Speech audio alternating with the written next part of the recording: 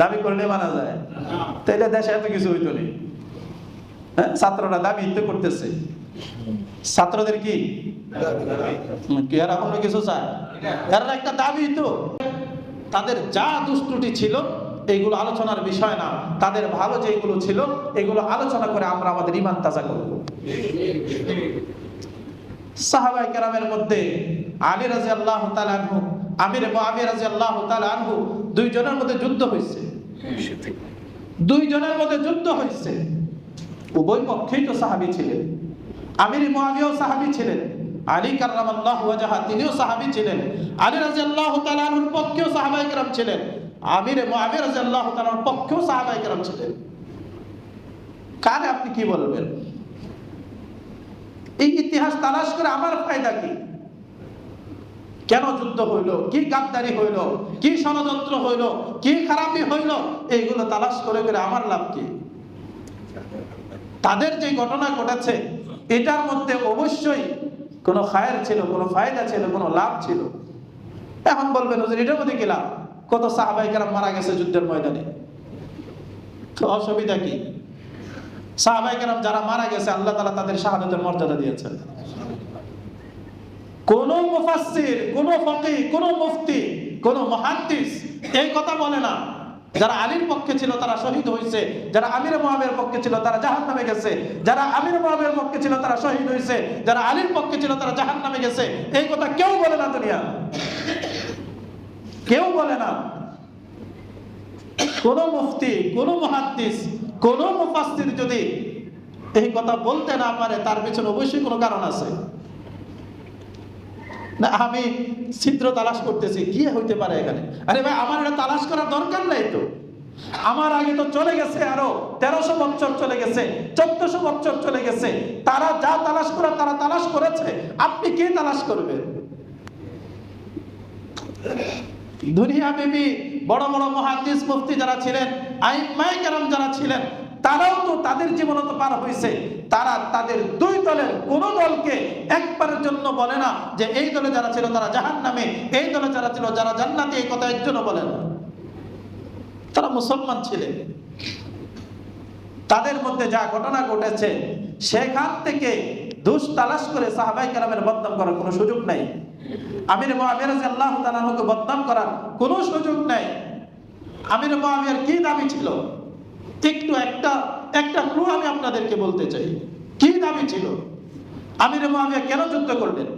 কেন যুদ্ধটা হইল? কারণ কি ছিল? আমির মুআবিয়া রাদিয়াল্লাহু তাআলার একটা দাবি ছিল, উসমান হত্যার প্রতিশোধ চাই। উসমান গনি রাদিয়াল্লাহু তাআলা আনহুকে যারা শহীদ করেছে, আপনি আমিরুল মুমিনিন আলী ইবনে আবি তালেব, আলী কাররামাল্লাহু ওয়াজহা, আপনি তো হলেন আমিরুল মুমিনিন। তাহলে আপনার কাছে আমার দাবি হলো আপনি উসমান হত্যার আগে যারা হত্যা করেছে তাদের বিচার করেন। দাবিটা যৌক্তিক ছিল না অযৌক্তিক? কথা বলেন। কি একজন আমির হত্যা হয়েছে, মুসলমান এই দাবি করবে, দাবিটা অযৌক্তিক ছিল? দাবিটা তো যৌক্তিক। একজন আমিরুল মুমিনিনকে শহীদ করে ফেললো, এই দাবি করাটা তো অন্যায় ছিল না। তাহলে এই দিক থেকে আমির মুআবিয়া কি ন্যায়ের উপরে ছিলেন না অন্যায়ের উপরে? সবাই বলতে হবে ন্যায়ের উপরে আর অন্যায়ের উপরে। উনি যদি ওনার দাবির উপরে ন্যায়ের উপরে থেকে থাকেন তাহলে ওনাকে গালি দিবেন? যে মানুষটা ন্যায়ের উপরে ছিলেন তাকে গালি দেওয়ার তো কোনো সুযোগ নাই, আছে? তাহলে আলীরে গালি দিতে হইব। আলী রাদিয়াল্লাহু তাআলা আনহুকে কেমনে গালি দিবেন? উনি আমিরুল মুমিনিন, একজন রাষ্ট্রনায়ক। রাষ্ট্র পরিচালনা করতে গেলে দাবি করলে মানা যায়, কথা বলেন না? দাবি করলে মানা যায়। তাইলে দেশে এত কিছু হইতো না। ছাত্ররা দাবি তো করতেছে, ছাত্রদের কি এরা কোনো কিছু চায়? এরা একটা দাবি তো দাবি মানলেই, দাবি করলে মানা যায় নাকি? আরে রাষ্ট্রপ্রধান যিনারা থাকেন তারা তাদের রাষ্ট্র, তাদের জনগণ, তাদের সবকিছু চিন্তা বিকির করে তারা বিবেচনা করবেন দাবিটা মানা যাবে কি যাবে না, এরপরে না সিদ্ধান্ত নেবেন। আলী রাদিয়াল্লাহু তাআলা আনহুর কাছে উসমান হত্যার প্রতিশোধের দাবি জানাইছে আমির মুআবিয়া রাদিয়াল্লাহু তাআলা আনহু সহ অসংখ্য সাহাবী সহ মুসলমান। আলী রাদিয়াল্লাহু তাআলা চিন্তা করলেন, এই মুহূর্তে যদি আমি উসমান হত্যা যারা করেছে তাদের বিচার করতে যাই, তাহলে মুসলমান রাষ্ট্রটা তছনছ হয়ে যাবে। তাহলে এখন এটা করা যাবে না, করা যাবে না। আমির মুআবিয়ার কথা করতে হবে। আলী রাদিয়াল্লাহু তাআলা এখন করা যাবে না, পরিবেশ ওই রকম নাই, করা যাবে না। আমির মুআবিয়া রাদিয়াল্লাহু তাআলার দাবি যেমন সঠিক ছিল, আলী রাদিয়াল্লাহু তাআলা যে ফয়সালা দিয়েছেন এটা কি সঠিক ছিল না অন্যায় ছিল? এখন আপনি দুইজনকে কেমনে গালি দিবেন? বিষয়টা তো এমন, পরিস্থিতিটা সেখানে। এই জায়গা থেকেই দুইজনের মধ্যে যুদ্ধ, ভুল বুঝাবুঝির মধ্যে দুইজনের যুদ্ধ। এই যুদ্ধ হয়েছে, এতে করে যারাই মারা গেছে, উভয় পক্ষে যারা শহীদ হয়েছে তাদেরকে বলা হয় তারা শাহাদাত বরণ করেছে। কেন? কারণ আলী রাদিয়াল্লাহু তাআলা যা করেছেন তিনি ন্যায় করেছেন, আমির মুআবিয়া যেটা করেছিলেন এটাও ন্যায় করেছিলেন। ন্যায়ের পথে দুইজনেই ছিলেন। ভুল বুঝাবুঝির কারণে যুদ্ধ হয়েছে, মাঝখানে যারা শহীদ হয়েছে আল্লাহ তাআলা তাদের শাহাদাতের জন্য কবুল করেছেন। গালি দিবেন কেন? গালি দেওয়ার তো কিছু নাই এখানে। এখন আপনি ইতিহাস থেকে খুঁজে খুঁজে বের করবেন কোন কোন দোষ আছে, কি কি দোষ আছে। দোষ তালাশ করবেন না, কারো দোষ তালাশ করার মধ্যে কোনো লাভ নাই। দোষ তালাশ করে আপনার ঈমান তাজা হবে না, দোষ তালাশ করে আপনি বড় নেককার আবেদ হয়ে যাবেন, বিষয়টা এমন না। এই জন্য কারো দোষের পিছনে পড়তে নাই।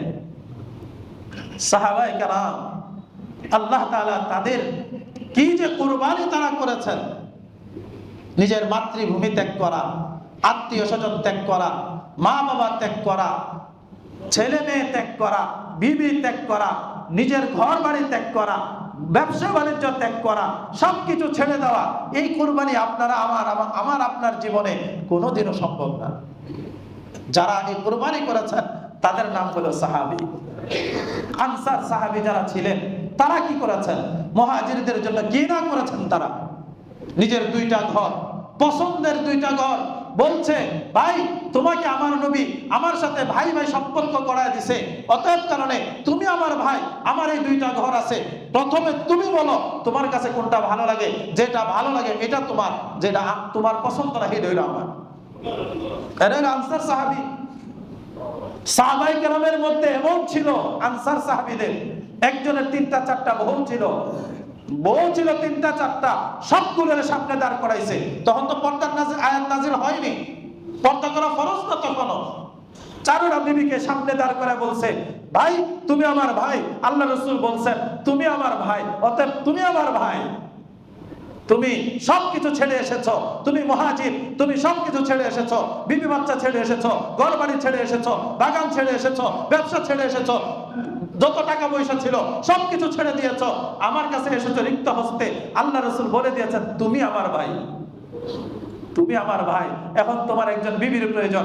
এই যে দেখো আমার 4টা বিবি আছে, দেখো তোমার কোনটা পছন্দ, তোমার কোনটা পছন্দ সেটা বলো। তোমার যেই বিবিটা তোমার পছন্দ, আমার পছন্দের কোনো বিষয় না এখানে। তোমার যেটা পছন্দ হবে তুমি বলবা তোমার এটা পছন্দ, আমি তাকে তালাক দিব, তুমি তাকে বিয়ে করবা। পারবে?